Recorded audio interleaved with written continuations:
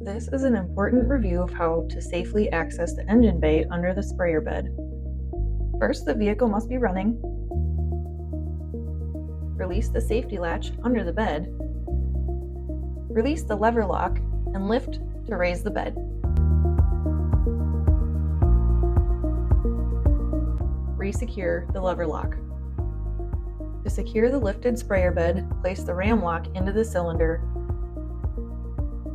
With the ram lock in place, you are now able to safely access the engine bay. Don't forget to replace the cover when you're finished. Earlier models used a ram lock supplied by Kubota. It was located in the glove box or under the seat. If you are unable to find yours, ask your supervisor or contact Frost Incorporated before servicing.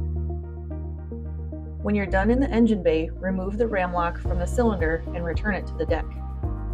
To put the sprayer bed down, release the lock and lower the hydraulic lever. Finally, resecure the safety latch and turn off your machine.